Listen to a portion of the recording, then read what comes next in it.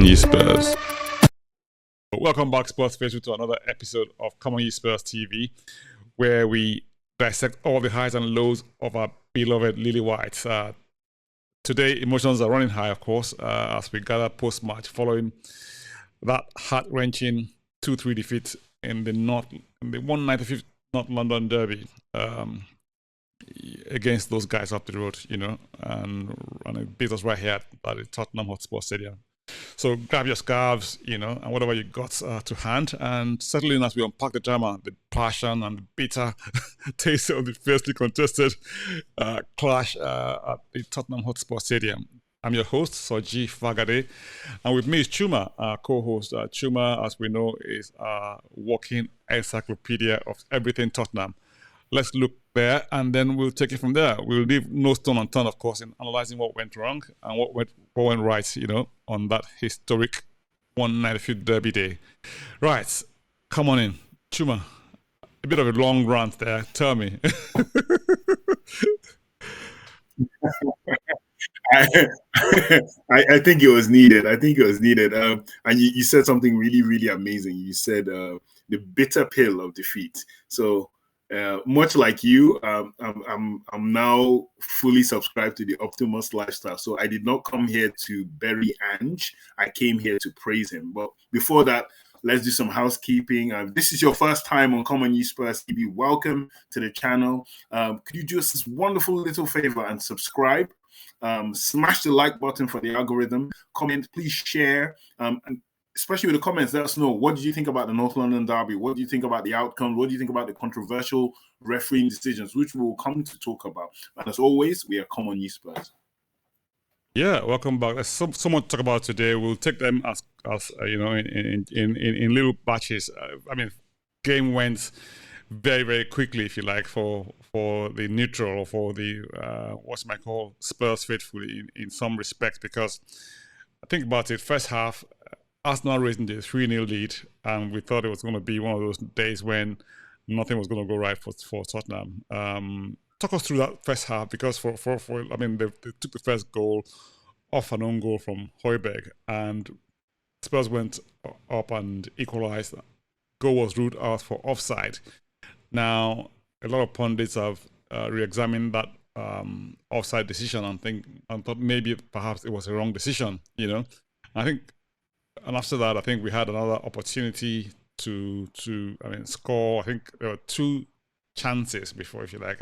We were fouled. One of our players was fouled in the box. Kulusevski, for instance, was fouled, and no call was made for a foul. Let me leave you to talk us through that. I don't want to sort of ruin the moment. Tell us about it, Chuma. No.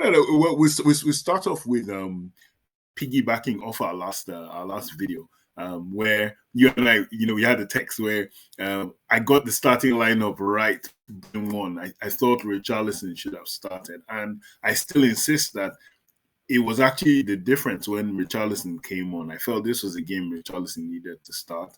I was right about Kulusevski starting because, like I said, he's one of the few players in Spurs that can actually relieve pressure by holding on to possession and moving the ball forward. It's very hard to get the ball off him. The real problem we're having is in the final third, Kulusevski is not as decisive as we would like him to be. But the lineup, I think, was perfect. Højbjerg coming in, like I said, I felt he wanted more defensive solidity. And that's what Højbjerg can give you in this kind of game. Højbjerg would also allow someone like Romero move further forward because he could become part of the back lineup. And you saw that in the game. Romero was really, my goodness, he was so attacking. It was awful, wasn't it? That even led to our first goal. He equalized and he scored. Romero's actually scored more goals for Tottenham this season than any of our midfield players. So that's a turn up for the books. He scored 4 goals this season. But like you said, the first half was very interesting. You could tell from the outset that Spurs were looking to gain control, as with everything to do with Ange Postecoglou. It's get control, dominate possession, stick them back, don't let them come out, press them high.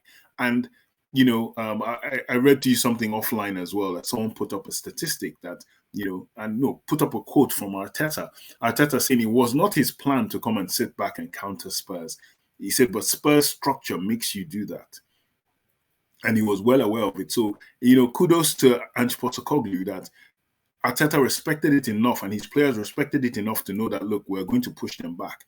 And we did. In the opening minutes, I think Maddison had this chance from a cutback from Son that he really blew up in the air and skied. Probably a more focused, less injured Maddison. Start of the season, Maddison, you'd have probably gotten that on target, keeper saved, hit the post or something. But Spurs were playing really well.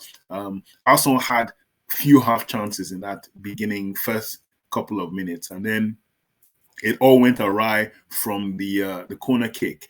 And a lot of Spurs fans said the same thing.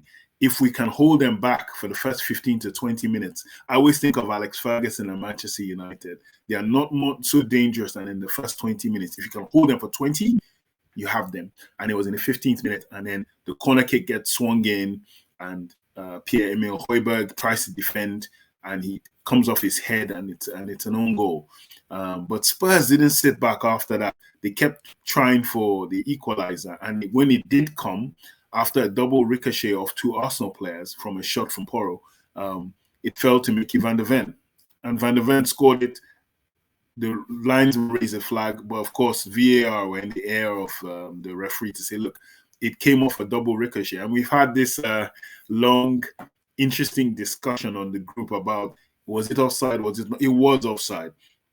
But it was narrowly offside. And it was only offside because it was not a direct pass or header back to the goalkeeper.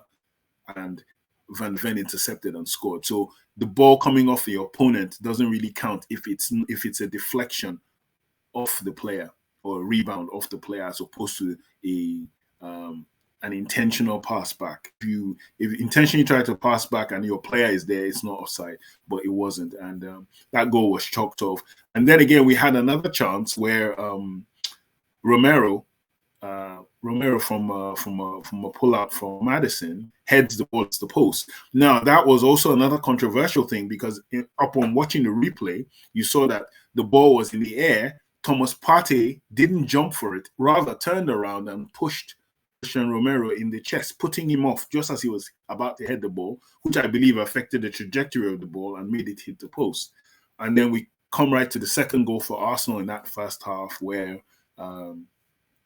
combination play, Kulusevski gets into the box, and Leandro Trossard clips his trailing leg, which makes him stumble on his standing leg.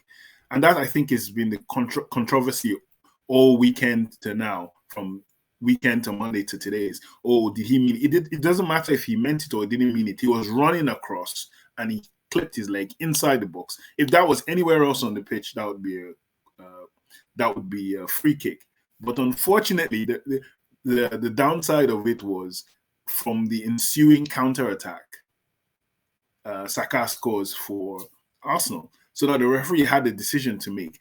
The referee was so allegedly told to check on the Kulusevski thing, but because they scored the goal, and I felt a mark of pride, he didn't want to go back and revisit it. And we're 2-0 down, and then before you know what happens, another set piece. So if we come into a discussion, I think we would look at it for that first half. It was a case of Spurs were dominant, Spurs played well, Spurs held possession well. We didn't create any major clear-cut chances apart from the Van der Ven and the Romero chance, and I think another chance for Maddison. However, we were poor defending set pieces, and this has been our Achilles heel all season, and something that we think Ange will have to improve on next year as well. So the first half was 3-0 to Arsenal, but the scoreline did not reflect the performance on the pitch. Yeah, because, so, I mean, in defeat, you tend to get people say all sorts of negative stuff in terms of saying, look, I mean, we could have done better, things didn't go as well as we could have done, the guys were rubbish, we didn't create opportunities, we didn't, beat the low block, all the sorts of stuff that normally goes on when you don't either score goals or take your opportunities, and the opponents, take theirs. Everyone looks for the flaws in your game. I think overall, I watched that first half. I thought to myself, I don't know how. Arsenal are 3 goals up in this match because it just did not reflect what happened in the course of the match. But hey, they were clinical in their opportunities. I mean, especially the second goal more than any other one, which for me was a bit of a disappointment in the way that he easily cut back on his right foot, on his left foot, and placed the ball away from Vicario. I mean, some people say that maybe Vicario, maybe positioned himself better, but I don't think so. I mean, I think it was just good finish from Saka. I mean, kudos to him. I mean, that's what he does. I mean, does that week in, week out. People thought, okay, maybe Davis got done a little bit better defending that. I guess, again, it was a loan and it was on a break, and it was a very, very good pass from Kai Havertz to find him on that wing in the first place. So, and he took it well. So that was kudos to them. But I mean, first goal, own goal, like you said, So you just think, how are we 3 goals down in this half? I mean, given the fact that we had that chance from Romero, we also had the opportunity from Van der Ven that went in and was controversially ruled as offside.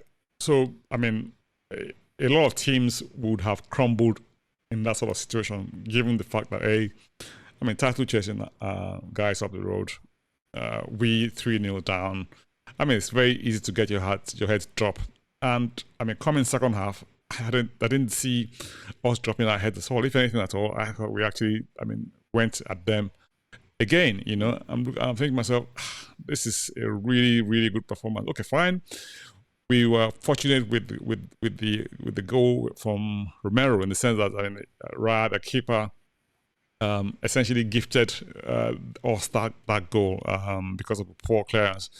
But some will say that the only reason you had that poor clearance in the first place was because he was being pressed, and he wouldn't have made that error if he had the freedom of the park to choose his pass. He hurriedly wanted to clear the ball because of the approaching Spurs player to him. So which is the advantage of the press. It forces people into making errors. So it was a forced error. It wasn't an unforced error from that perspective, And Romero took it like a striker, sent the keeper the wrong way, and that was 3-1. You're thinking, okay, let's look at game on. You think there's a comeback here? And lo and behold, we get into the box. Now, correct me if I'm wrong, right? So, how does the referee stand like a few yards from the ball? I've seen replays of that incident, right? And you see, I guess, okay, fine. We have the benefit of slow motion replays and all that, which sort of make things look slower and maybe from his point of view. But I thought it was clear from day one. I mean, when the first incident occurred, that Rice totally missed the ball and kicked the guy in the nether regions, I mean, we'll have to examine and see if Davis is still in a position to have kids, but we'll see. That's another matter entirely. But it's not even funny. But hey, that's it's never funny when that happens to you in the pitch. Honestly, and you see that happen, you think to yourself, how can a referee not see that and give that? It had to be called, by VAR to check it, And like you said, earlier on you had, allegedly it was called by VAR to go and check the Kulusevski foul, and he refused. Now, I don't know if that happens, if that's meant to happen. What does it work in reality? What's the rule? If VAR advises to go and have a check, are you meant to go and have a check, or do you? Is it up to you to refuse? How does it work? Do you know? Well, if anybody knows, if anyone knows, I won't see your comments in the comment section below, because that is diabolical from Tottenham's perspective. However, let me just put a proviso here and say that, look, we have been beneficiaries of poor decisions in the past. I remember the match against Liverpool when a clear goal against us by Liverpool was ruled out, or was and they made a big error in not allowing the goal to go through. But again, I guess these things come out in the wash in the end, don't they? What do you think? No, I agree. I think we got away with one against Liverpool. We told Liverpool fans not to whine or to complain. Now the Liverpool fans are sort of throwing it back in our face like, hey, remember the start of the season, remember what you guys did. But in our case, we're not asking for a replay, and we're not crying for the ref to lose his job right now. So, it's apples and oranges and roundabouts. We're not considering our options. No, we're good with the game. You lose in 90 minutes. But regarding that rule, I'd like to be checked also in the comments as well. I did research on that, and apparently it said the referees reserve the right to refuse to have a look at the monitor. Oh, really? Okay. The only instance where it's clear and cut, where VAR tell you it's offsides. Once it's offside, that's VAR's real job. Everything else is under advisement, and it's for the referee to say yes or no. I don't trust my judgment. Most times they say yes. Let me have a look because you guys see it clearer. But it's up to the referee to say they won't or not. But then I'd like to be corrected in the comments if that's false. But from what I gathered, checking up online and checking up certain rules, it said that the referees can listen to anywhere else on the pitch apart from the offside. The offside is the one place where it is a must. Once they tell him it's off, it's off. Everything else is up to him and is his prerogative, really, for him and his assistant referees or linesmen.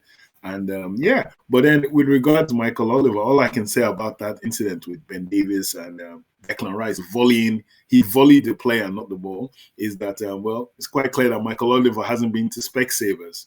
So let's wait.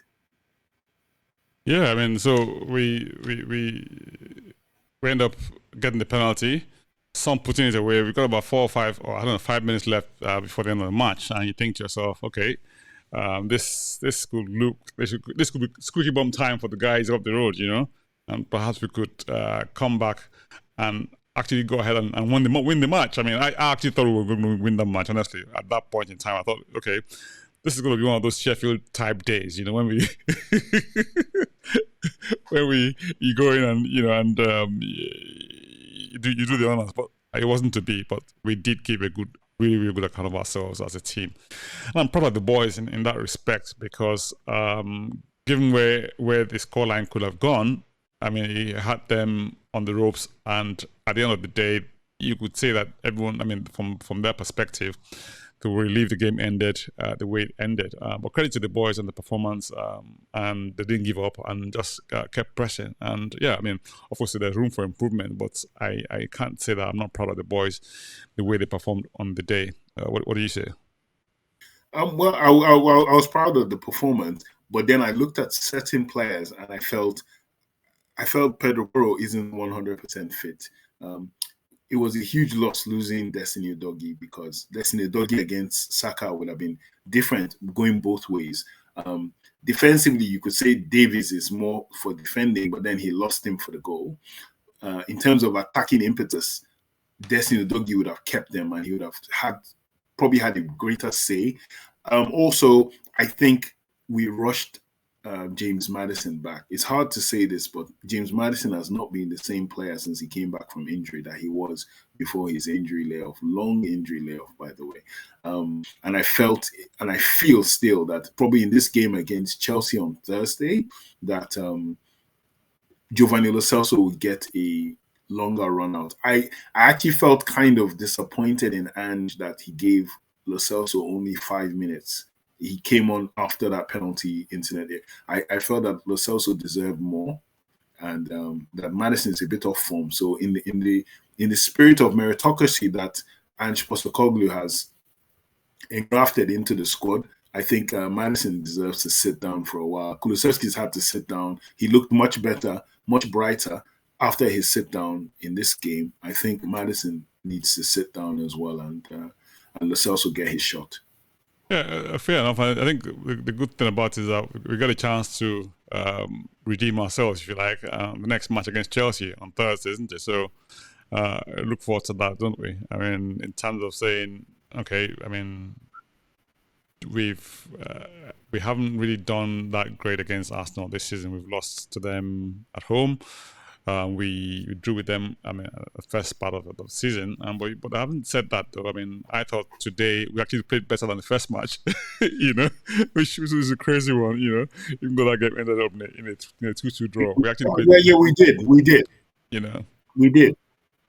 But at the end of the day, it's the score line that counts. I mean, you've got to put the goals in, no matter how good, how well you play, no matter how much possession you've got, no matter how much chances or what the referee does. You just got to put the ball in the back of the net, you know, and make sure that they don't rule it out for offside, you know, because as I said, even though these days you have to sort of measure your celebrations, you know, because when that goal went in, I was like, yes. I didn't scream and shout or jump up, you know, but I was still very happy inside, only to see that the rule. Oh, I was such a downer, but hey, that's the nature of DR, isn't it? You know, but yeah, it's a good match from our perspective.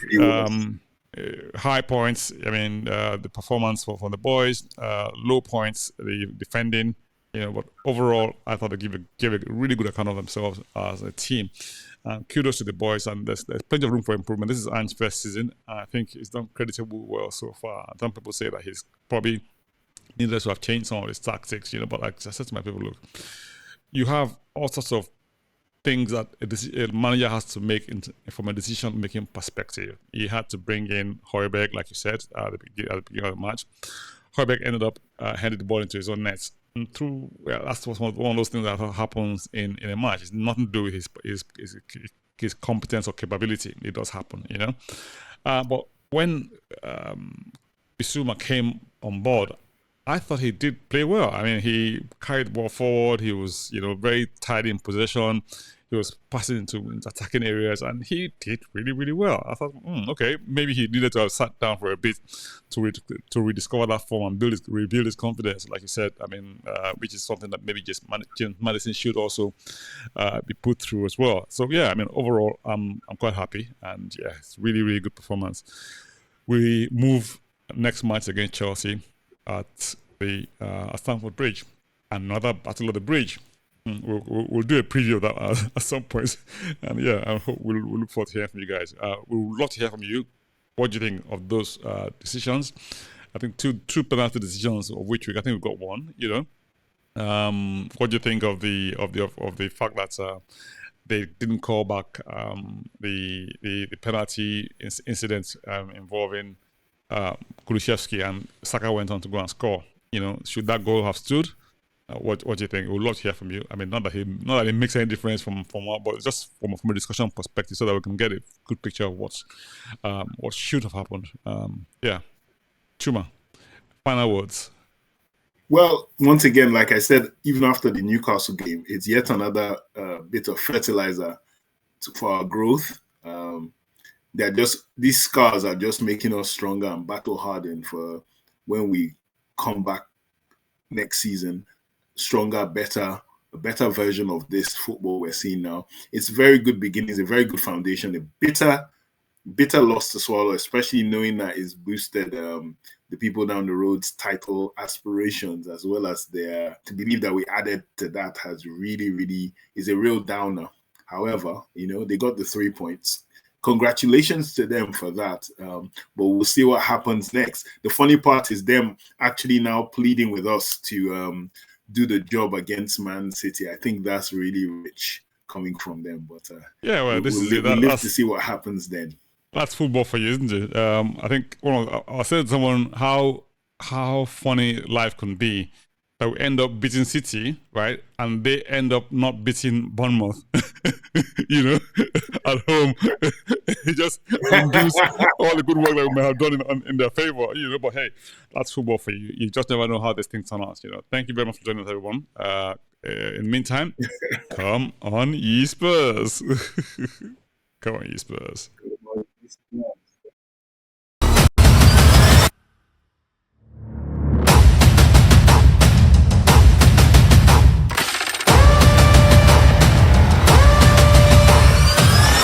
Come on, ye Spurs.